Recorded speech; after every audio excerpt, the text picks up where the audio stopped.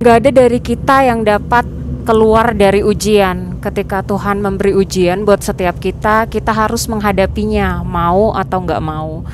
Anda anak Tuhan atau orang-orang bukan anak Tuhan, kita gak bisa melarikan diri dari ujian dalam hidup ini. Tuhan ingin Anda tahu bahwa Dia menyertai Anda. Anda tidak sendirian dan Dia ada di sisi Anda dalam setiap keadaan. Mungkin ada beberapa orang yang baru aja masuk ke dalam suatu ujian, ada yang baru keluar dari ujian, dan ada lagi datang ujian baru. Ada juga seseorang yang diterpa dalam sekaligus dengan beberapa ujian. Setiap orang pasti menghadapi badai, tapi yang pasti semua itu pasti berlalu, teman-teman. Dan Tuhan ingin membawa anak-anaknya khususnya kepada level-level selanjutnya dalam kehidupan ini. Kita diciptakan Allah bukan untuk kalah, kita diciptakan Allah bukan untuk gagal. Kita didesain sebenarnya untuk tangguh, untuk lebih dari pemenang dalam kehidupan, untuk dapat menanggung segala perkara di dalam Kristus yang memberi kekuatan. Yohanes 16 ayat 33 berkata, "Semuanya itu kukatakan kepadamu supaya kamu beroleh damai sejahtera dalam Aku. Dalam dunia kamu menderita penganiayaan, tetapi kuatkanlah hatimu. Aku telah mengalahkan dunia."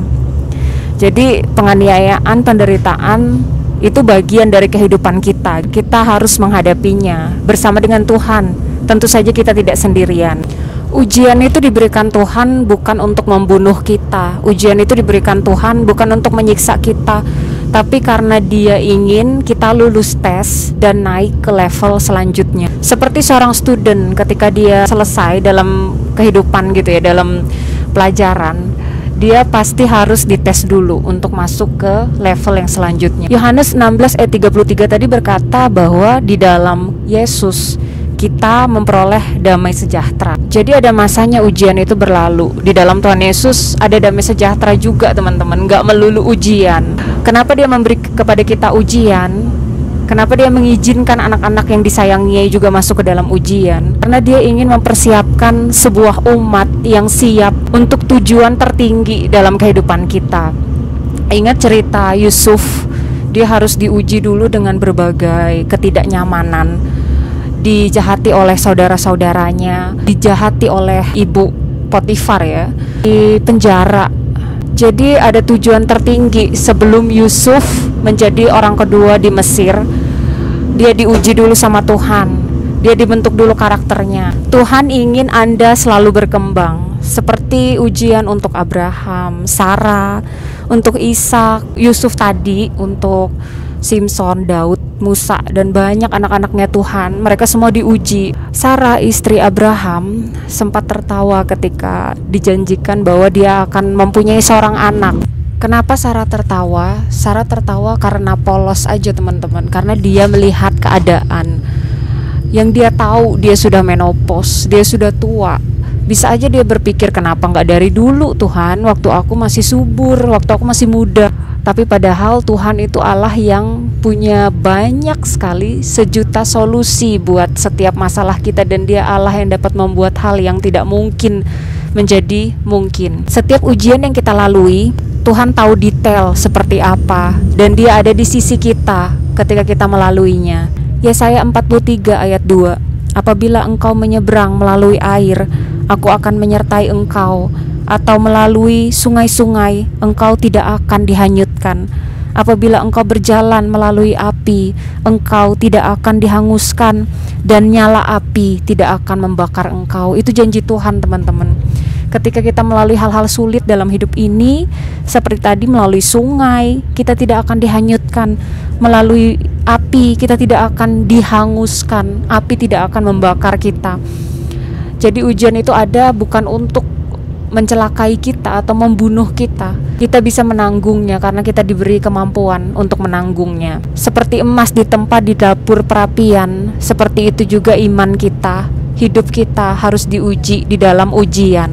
Yang Tuhan inginkan, kita harus kuat dan teguh hati, seperti yang Tuhan katakan kepada Yosua, "Kuatkanlah dan teguhkanlah hatimu." Dalam masa ujian, keluhan, gerutu itu hal yang tidak disukai Tuhan, seperti yang dilakukan oleh bangsa Israel.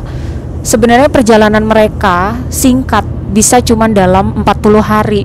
Tapi kenapa Tuhan buat jadi 40 tahun? Karena mereka bangsa yang keras kepala, yang tegar hatinya, yang suka mengeluh dan menggerutu. Ada kepercayaan yang Tuhan ingin bentuk kepercayaan mereka kepada Tuhan sepenuhnya dari 40 tahun perjalanan mereka. Kepercayaan itu penting, teman. Kepercayaan kita kepada Tuhan, iman kita kepada Tuhan itu adalah satu-satunya yang membuat Tuhan bisa bekerja leluasa, memberi jalan keluar dalam kehidupan kita. Bilangan 14 ayat 11 sampai 12 berkata, Tuhan berfirman kepada Musa, berapa lama lagi bangsa ini menista aku, dan berapa lama lagi mereka tidak mau percaya kepadaku, sekalipun sudah ada segala tanda mujizat yang kulakukan di tengah-tengah mereka. Aku akan memukul mereka dengan penyakit sampar dan melenyapkan mereka. Tetapi engkau akan kubuat menjadi bangsa yang lebih besar dan lebih kuat daripada mereka.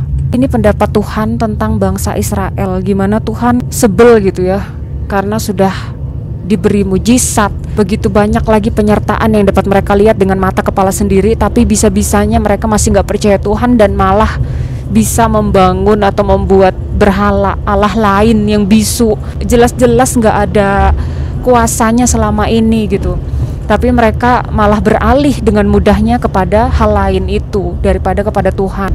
Yang membuat kita berkenan kepada Allah adalah iman kita, kepercayaan kita. Saat Tuhan melihat ketekunan kita, kita mau melalui semua yang Dia izinkan ada dalam hidup kita, ujian-ujian tadi, Tuhan melihat bahwa kita punya trust pada Tuhan. Tuhan melihat kita punya iman. Di dalam Ibrani 11 ayat 6, tetapi tanpa iman tidak mungkin orang berkenan kepada Allah. Sebab barang siapa berpaling kepada Allah, ia harus percaya bahwa Allah ada dan bahwa Allah memberi upah kepada orang yang sungguh-sungguh mencari Dia. Kalau dalam hidup ini kita memilih untuk takut, dalam hidup ini kita bisa memilih untuk gak percaya, berarti dalam hidup ini kita juga bisa memilih untuk tidak takut, dan dalam hidup ini kita juga bisa memilih untuk percaya. Percayalah bahwa Tuhan lebih besar dari apa yang Anda khawatirkan. Percayalah bahwa Tuhan lebih besar dari badai, besar dari masalah yang Anda hadapi. Gak masalah Anda bukan orang yang pintar untuk mencari jalan keluar atau solusi dengan kekuatan kita, tapi percaya bahwa Tuhan itu Allah yang dapat menyediakan solusi, walaupun seperti nggak mungkin, jalanan buntu seperti nggak ada, tapi Tuhan tuh bisa membuat jalan keluar karena Dia Allah yang kreatif, Dia Allah yang punya sejuta solusi untuk kehidupan Anda. Dia berkata di padang belantara Dia bisa bikin sungai, di padang gurun Dia bisa bikin air mengalir. Jadi apa sih yang Tuhan nggak bisa bikin?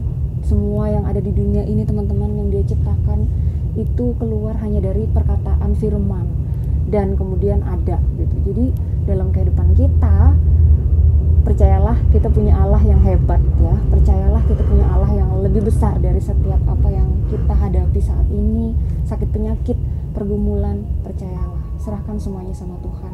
Saya mau ajak kita semua berdoa ya, teman-teman.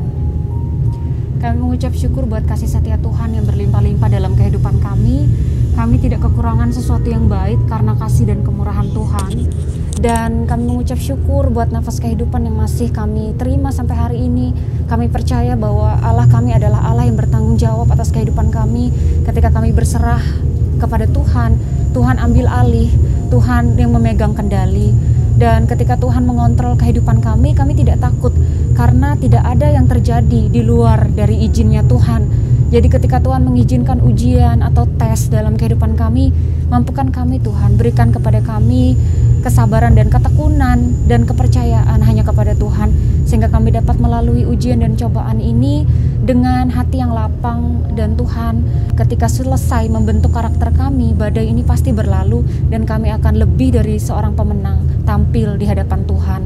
Ini yang kami sukai Tuhan, kami menjadi orang-orang yang seturut selalu dan sekehendak dengan Engkau. Di dalam nama Tuhan Yesus Kristus, mampukan kami melihat segala sesuatu dalam hidup ini menurut cara pandangnya Tuhan, sehingga kami tahu bahwa kami menghadapi segala sesuatu di depan dengan iman dan kami pasti menang. Di dalam nama Tuhan Yesus Kristus, haleluya, amin.